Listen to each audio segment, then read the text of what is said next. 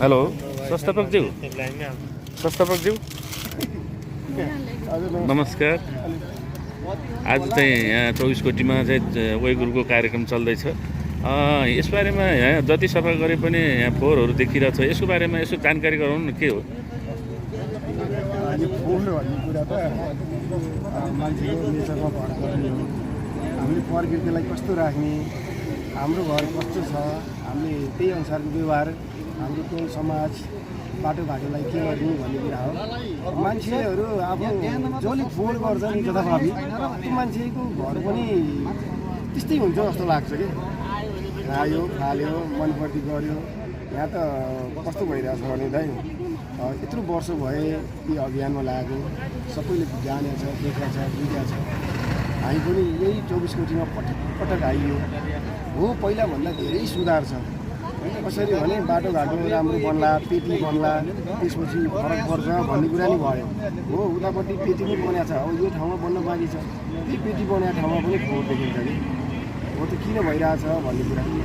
अब जसले यसरी फोहोर गर्नुहुन्छ, मनपर्ने तरिकाले फाल्नुहुन्छ नि, उहाँको घर पनि त्यस्तो हुनुपर्छ। हामी त्यहीँ त्यो देखियो भने उहाँको घर एकदम बिल्कुल थुक्नुहुन्छ होला। उहाँले घरभित्रै अब के गरेर पर्दै गर्नुहुन्छ जस्तो लाग्यो कि। नत्र त यो बाटोघाटो गाउँ टोल पनि त आफ्नै हो भने सम्झिने हो नि। यही बाटो हिँड्नुपर्छ, यही बाटो डुल्नुपर्छ, यही बाटोको हावा लिनुपर्छ, यही बाटोमा फोहोर उड्छ, होइन र दाइ? हो नि, एकदम राम्रो। मनपर्ने जसले यसरी मनपर्ने गर्नुहुन्छ उहाँको घर पनि त्यस्तै हुन्छ।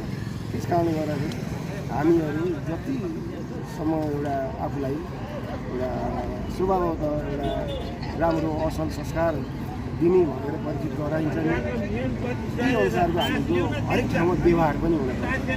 बोल्ने एउटा व्यवहार फरक पऱ्यो भने त्यसको तालमेल मिल्दैन। हामीले हाम्रा बालबच्चाहरूलाई पनि कस्तो संस्कार दिने भन्ने कुरा आफूमा पर्छ। त्यस कारणले कृपया कहीँ जाँदा पनि आफ्ना फोहोरको व्यवस्थापन आफै गरिदिनु होला। यसरी हाम्रो गाउँ टोल समाज सहर हाम्रो देश कहीँ पनि यसरी फोहोर नगरिदिनु होला। 24 कोटीको आज हामी उइगुर नेपालको नियमित कार्यक्रम अन्तर्गत 24 कोटीमा छौँ। यो अभियान हो। अभियान त हरेक देशहरूमा पनि चल्छ सरसफाइका अभियानहरू। नेपालमा पनि चलिरहेछ। नेपालमा चाहिँ अलिक बढी फोहोर हुन्छ भने त्यो ठाउँमा चाहिँ अलिक कम फोहोर हुन्छ। त्यो के हो जे होस्, अभियानमा सबैलाई जोडिनलाई मैले अनुरोध गर्छु। तपाईँहरूले सके भ्याएसम्म आउनु होला। यदि अभियानमा आउन भ्याउनु भएन भने कृपया फोहोर नगरिदिनुहोस्। धन्यवाद। हस्, राम्रो कुरा गर्नुभयो। जानकारीको लागि धेरै धेरै धन्यवाद।